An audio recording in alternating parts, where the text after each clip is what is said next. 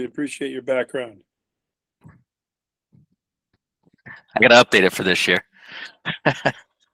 All right. So the recording started. We'll start with the meeting. Good evening and welcome everyone.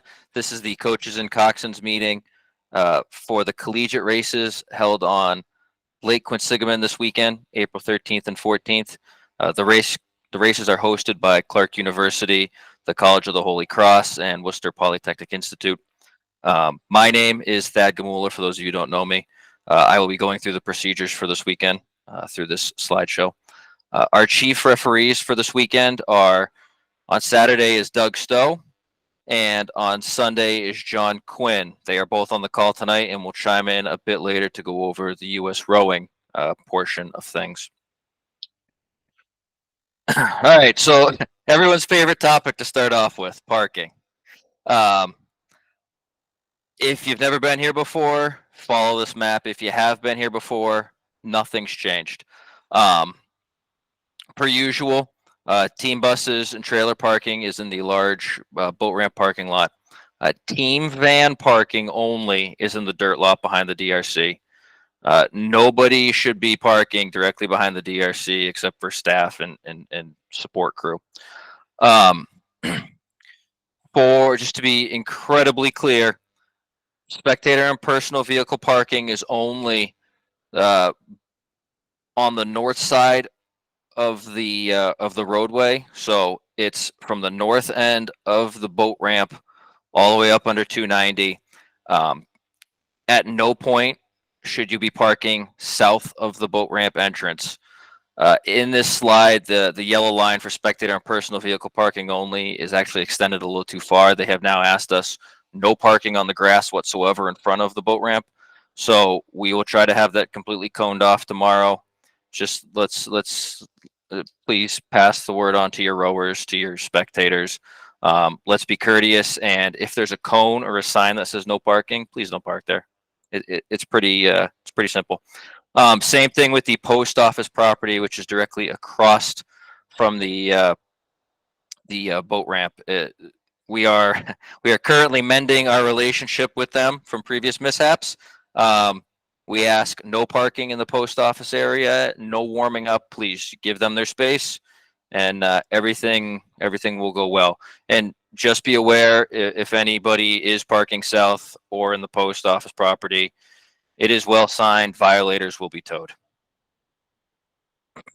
And due to the volume of crews and teams on Saturday and Saturday only, we will be running a shuttle. If there are no spots left on the road, please follow the directions to Shrewsbury High School. I know the emails that were sent out from the host schools have a link to directions where to go. If you just look it up, Shrewsbury High School, it's really not far away. And you park in the furthest lot to the east. It's circled on this map.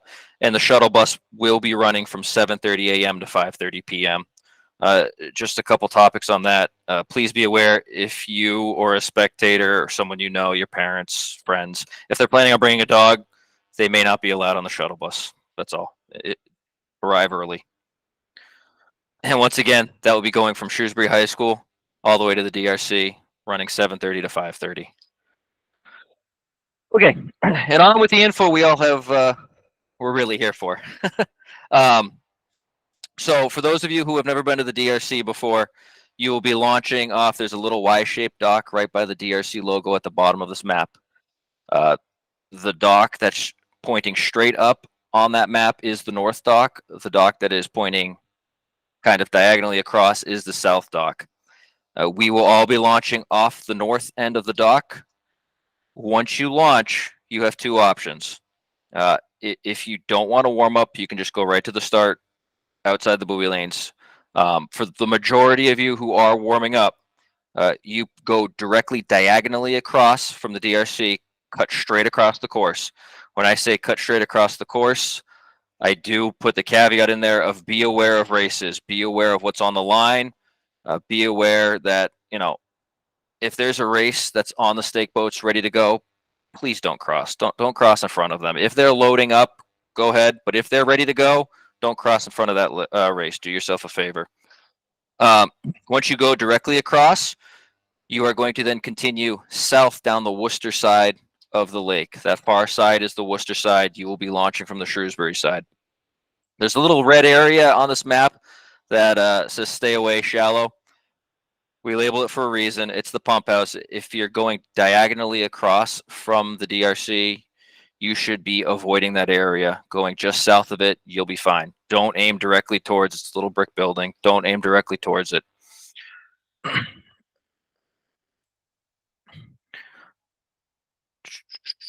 Uh, once again, please be aware of all races. Once you turn south and you continue along the Worcester shore, you're going to go, you can go all the way down. At no point we ask, do you go past the Route 9 bridge? There's a large arch bridge that's at the finish line. Do not go beyond that. The other thing to follow is it's not ideal to follow the shoreline. Also, we don't want you following the buoy line because within the buoys are active races. Think of it as active races at all times. If you find yourself in a buoyed lane, please get out of it immediately. And that goes for the entire warm-up area. If you at any point find yourself in a buoyed lane, you're going to be getting in someone's way. So please stay outside of the buoys when you're doing that warm-up. So once you get all the way down south as far as you want to go, typically it's before the Route 9 bridge. You will once again then cut back across to the Shrewsbury side, once again being mindful of any races coming down the course. Once you get all the way across, you will then travel north on the Shrewsbury side, once again outside the buoy lanes. At no point should you be inside the buoy lanes. And we ask you to make your turns and moving across the course as quick as you possibly can. Be efficient. So once again, you'll be continuing up outside of lane 6. You will travel north past the DRC where you launch on that warm-up. Please, no pressure pieces past the DRC. Absolutely none. It's for everybody's safety. There's going to be crews launching, landing. Please be aware of your surroundings. Once you go past the DRC, you are going to be entering that start cove between the Shrewsbury Pier and shore. And in the next slide, I'll actually have a better picture of that. But your buoy line is going to go straight to that pier, stay on the inside of the pier between shore and that pier to enter that cove. Travel in that cove is counterclockwise. You have plenty of space up there. You don't need to hug the buoys. Just the space that we ask is there's a little red dotted line on this map says do not enter. We have a handful of referees, but we don't want the referees to be chasing you. They will do their best to call you up to the line and to get you on, but please do not go out of earshot. Do not go into the back of that cove. And just to orient yourself, we currently have 6 fully buoyed lanes. They are numbered 1 through 6, west to east, or Worcester Shore to Shrewsbury Shore. So closest to the DRC is lane 6, furthest away is lane 1. And once again, just to repeat, we enter the start warm-up area between the Shrewsbury Pier and the shore, and you can see the green arrow is moving up along the Shrewsbury Shore, and you would follow that green line, the solid white line. You can almost make out the little dots of the buoys on this. The solid green line takes you around that Shrewsbury Pier in between shore. So please, once again, when going up, stay out of the course. Counterclockwise, once again, around the 3 large buoys in the cove. You're going to enter the course when invited by the referees through lane 0 in reverse numeric order. So 6, 5, 4, 3. And lane 0 is not fully buoyed. So basically, you're going to be hugging that first buoy line on the Worcester Shore. You're going to come down straight through the bridge once you're invited, and then you're going to cut across. You're going to cut straight across, go into your lane, turn again, and then back down into your stake boat. We ask, once again, turn relatively close depending on the wind situation. Don't go too far into the course and spin. And just for another photo, this is another view of the bridge. So what I'm talking about when I say the Shrewsbury Pier and shore is all the way to your right is the Shrewsbury Pier. Okay, and you're going to be going on the other side of that between the pier and shore to go up and into the cove. And then when you come back down, the racing span is between it's the largest thing in front of you. It's the pier to the left and the Shrewsbury Pier, and lane 0 is on the inside of that pier to the left. Okay, and now to guide you down the rest of the course and to go over the U.S. rowing rules, here are the chief referees, Doug Stowe and John Quinn. Doug, John?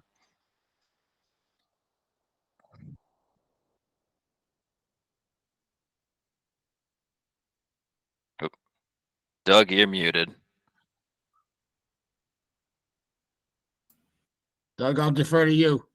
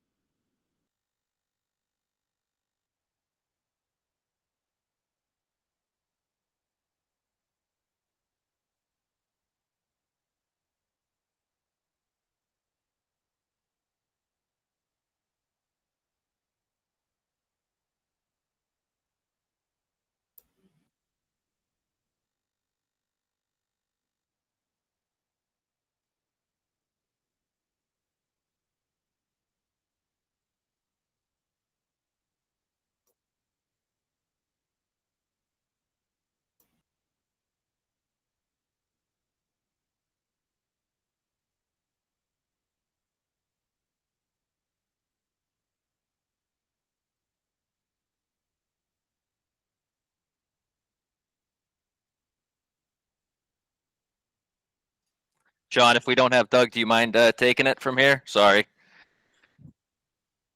I'll be happy to. Do you want me to go ahead now, Thad? Yeah, by all means, go ahead. Good evening, everyone. As Thad so eloquently said, once you come down and enter the course, the main thing is to come down. You cannot enter this course from behind your lane. In other words, you cannot go through the stake boats. You must go between the last lane 0 stake boat and the pier that's right there. Go through slowly. Don't go through at high speed.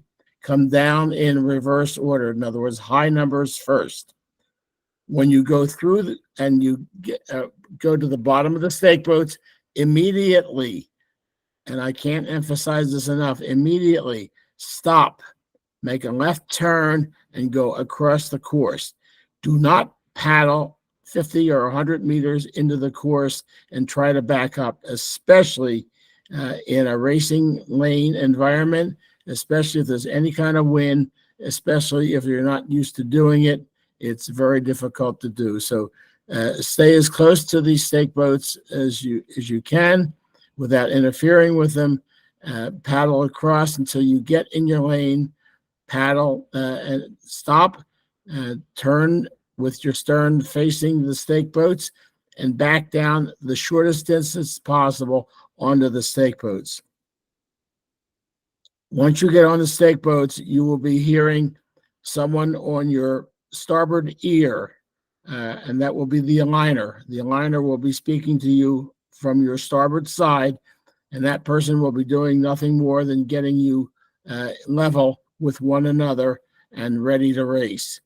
The person that's aligning will be speaking directly to the persons in your boat, the rowers in your boat. Really, we shouldn't have to transmit messages twice.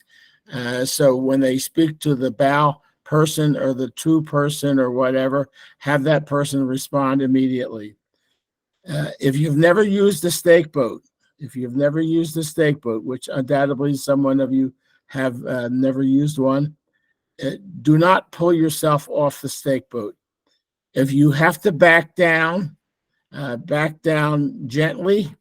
If you have to pull around gently. But as you pull around to straighten your boat into the lane, back down on an opposing side. Become proficient with how to scull a boat into the lane. 2 taking bow's oar and 3 taking two's oar, and gently pull yourself into alignment. Okay? Even when you're sculling, even when you're gently sculling, have someone on the opposite side that would be either 7 or 8 gently backing, and that will keep the stern of the boat affixed to the stake boat. Okay? As much as possible, we will begin aligning you as soon as we get 1 or 2 crews on the stake boat. So there'll be a lot of activity. So keep your ear open and respond immediately to what instructions are given to you.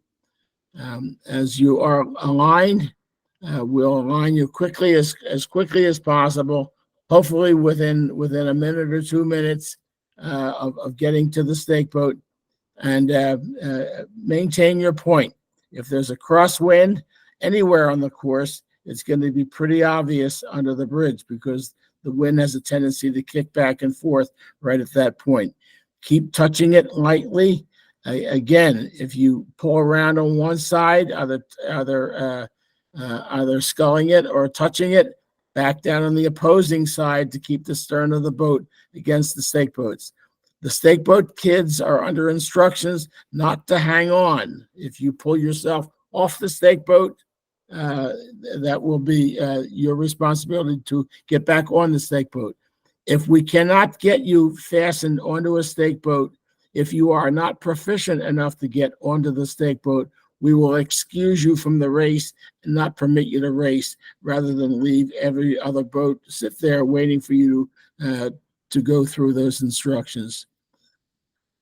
Once we get everyone on stake boats, the aligner will show a white flag indicating to the starter that who will be behind you, by the way, that the boats are aligned. Very quickly, the starter will announce the crews. They will not poll the crews. They will not ask you if you're ready. They'll just name you. And that's indicating that you're ready. Once we have alignment, the starting commands will be attention, go. Be announcing the crews, attention, go. Okay. If for any reason at all, we cannot go through the announcing process and give crews the opportunity to go be announced and make sure that we will go to a quick start. And if that's the case, the starter, she or he, will wait until all the crews are approximately in alignment and say, quick start, attention, go, dropping a red flag. Once we start that process, once we start the announcing process, once we start the quick start process, we will not be recognizing any hands. A hint from someone who sat in your seat for a while: if you have to have your hand in the air, make it the hand closest to the person who's the starter. If you're in lanes 1, 2, and 3, that would be your left hand.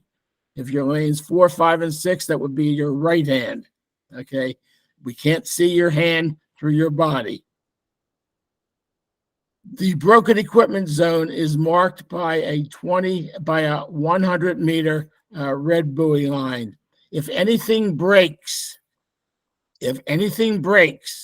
repeat, breaks in the first 100 meters, stop rowing. Put your hand in the air, and the referee will come over, attend to you, and then stop the race until what is broken will be repaired. Broken equipment does not include a jump slide, does not include a bad start, does not include a bad point. That is your responsibility. It is broken equipment only. If you stop a race and there's no broken equipment, you will be giving a warning. On the occasion of a second warning, you will be excluded from the race. If you jump a start, you will be given a warning, and on the second warning, you will be excluded from the race. Over the body of the course, there'll be one referee following each race.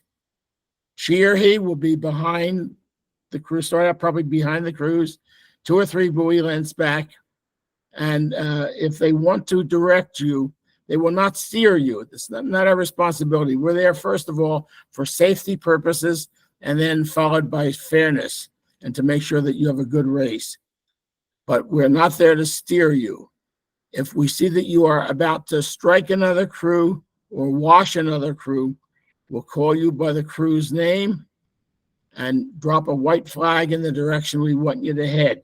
Do it immediately. We will not do that, drop the white flag 5 or 6 strokes ahead of the incident. We'll drop it as soon as we see that the incident is happening. It does not matter how many times over the body of the course we use a white flag, so don't bother counting. If you are having difficulty and we have to use the white flag 3 or 4 times, so be it. Just respond every time you see it. Every 500 meters marking is marked with a string of red buoys that go across the water.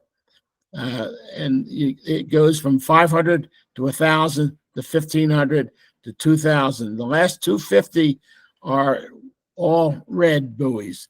Once you hit the last 250 meters, they are all red buoys. The finish line is approximately 200 to 250 meters upstream from the Route 9 bridge, outside the course of the Route 9 bridge. And on the right-hand side, on your starboard side, you'll see a small island. You'll see an incline of steps, and that will be the finish line. There'll be someone there with an orange flag. As the first crew goes across, you'll hear them say 1, and the orange flag will be dropped, and there'll be a sound from a horn. And then on 2, the flag will go up. There'll be another sound, and 3 and 4 and 5, and so on and so forth, until all crews are across. At the end of the race, the referee, he will do nothing for approximately 10 seconds. All we're doing is to make sure that you're okay. If there is anything at all that's wrong, most common injuries are athletic asthma. We occasionally see this, especially in the spring and summer when there's a lot of pollen out. Some kids are not attentive to their asthma issues, and they're having respiratory issues. Get us over there quickly, because we are in communication with first aid, and we will get you out of the boat and get you into the hands of first aid right away. But presuming everything is okay, the referee, he will show a white flag to the crews, and indicating everything is okay, we'll show a white flag to the finish line, and we'll announce the time to the finish line, and that will be your command to be able to release back to turning towards the Shrewsbury shore and going back up to Donahue Rowing Club. As Thad said, be attentive to where you are on the course. If you have a buoy on either side of you, if you have buoy lines on either side of you, that means you are in a racing lane. That is not a good place to stay when you're going opposite the way the race is going. Get out of the racing lanes. We don't want any accidents. If those are the issues, if you have any questions at all at the end of the race, put your hand in the air, and the referee will come over and speak to you about what you thought happened. Try to resolve the issue for you at that point. If there's any questions, you can either post them or give Thad a call, or put up. How do they do that? They enter the notes. Yeah, at the end of the meeting, if there's any questions, we'll go through the comments section, chat. Now, in the morning, I mean, this is the only Coach and Coxswains meeting for the weekend. Doug, whose likeness you see next to mine there, is chief tomorrow. Thanks again, Doug. I owe you one. We have a house guest this evening, be with us for the weekend, but I'll be out there Sunday, but not tomorrow. And so before we go on the water, if you have any questions, please, the referees will be assembling near the porch at Donahue Rowing Center. Ask us. We would much rather ask a question or answer any issues that you have on the land, instead of waiting until you go on the water, or have you go on the water not knowing what's happening. One thing that Thad did say is very emphatic. A couple things that when you go across from Donahue, the little red building is very obviously there. It is very, very shallow in that area. Be very attentive. Don't get too close to the shore. It is shallow enough to take the bottom out of a boat. So we don't want any incidents or accidents. That's number one. Number two, when you're in the warm-up area and you're going around the white buoys that are there in a counterclockwise motion, do not go straight back and forth. That is the most congested area in the entire course. Have your bow person turn around and make sure you've got a straight shot before you take any warm-ups in that area. Thad mentioned also the little cove up into the far right-hand side. Don't go into the little cove. There's a line of buoys keeping you out. You can go through the buoys, obviously, but don't do it. Number one, we will not come chasing you. We will not come after you.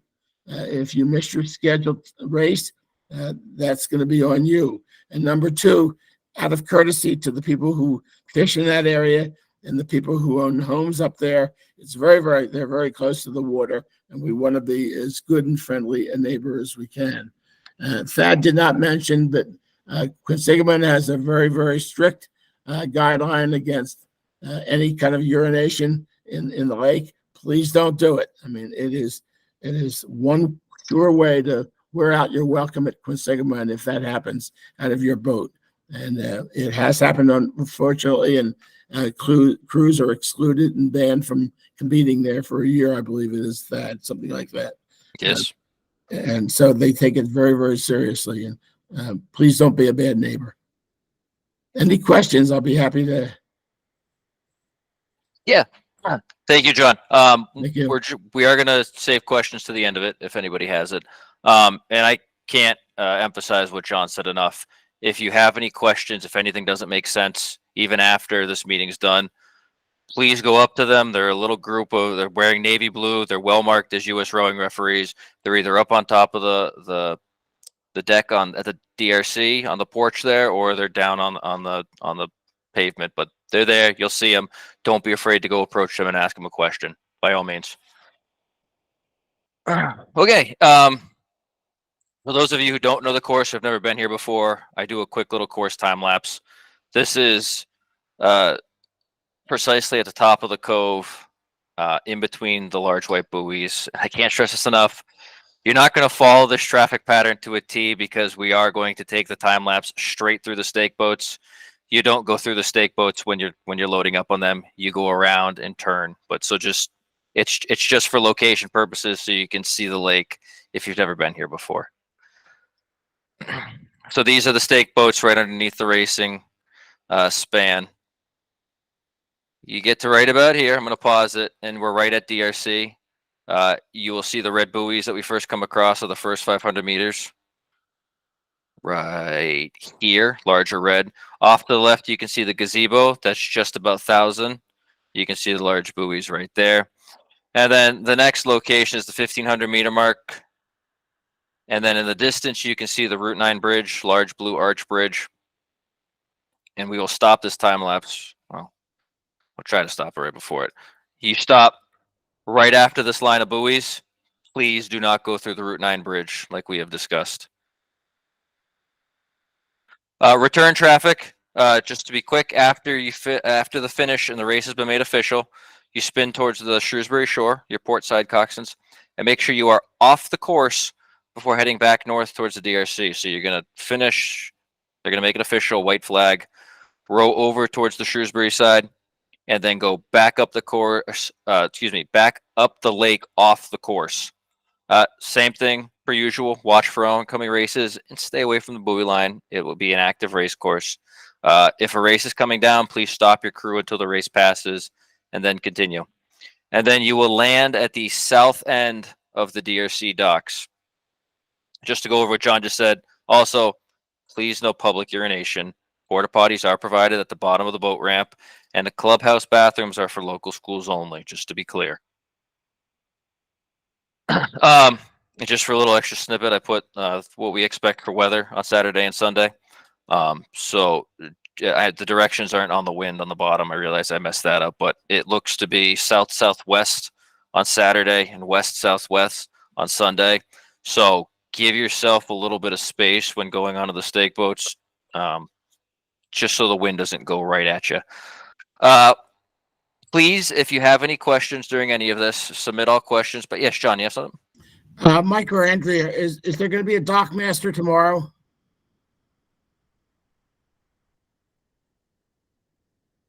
Do we know?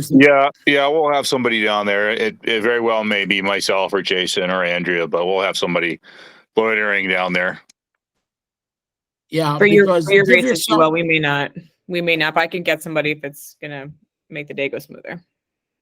just wear your wristwatches. I mean, I believe races are in 10-minute centers, and these regattas on Saturday and Sunday are pretty closely structured because we have the high schools that follow us. So we can't waste a lot of time being late for a race. Matter of fact, we won't be late. If you're not there, we'll race without you. And not being able to get on the dock is not an excuse for being late. Exactly. Yeah, everybody Agreed. please be aware of times. So once again, if there are any questions whatsoever, please submit them by chat. If you want to review any of the stuff we've gone over, once this all processes, a recording of it will be on the Quinsigamond Rowing Association YouTube channel. I will give it a minute or two to see if anybody has any questions. Please, like I said, if you have any questions, put them in the chat. I can hear you now, Doug. You can, okay. Yep. All I was going to add to what John did so well at, and as he's done it for so long, is that I do expect to have a pretty fresh headwind. And that's going to make, I want everybody to be aware of that because it's going to make getting your alignment on the stake boats ever more challenging. So it's highly likely that if that wind is potent, we're going to use the quick start. So I don't think I know John went over that very effectively, so I won't rehash it. But I don't want it to be a surprise because I think it's going to be breezy. As the morning goes on, they're forecasting it to increase. And I don't envy the high schools with their floating starts in the afternoon. Yeah. So you said the breakage is buoyed. We know that. Hand in hand with wind comes waves. So I've never understood the aversion to heel ties. I'm going to ask very directly that all the coaches ensure that your boats have heel ties. If, God forbid, we have a boat that swamps and the heel ties are not tied, it makes it so the athletes can't get their feet out of the shoes. And I'm not obviously going to be on land randomly checking, but it's a risk you don't want to take. To me, it's more important than the bow ball. The only things I want to add, Agreed. and I'm sorry nobody could hear me earlier. I don't know why. Technology is a gift and a curse. That's all right. Well, on that, seeing as we don't have any questions in chat. Hey, Thad, this is Jason. yes, Just very quickly for the WPI and Clark hosted colleges, just be sure that you double check the schedule.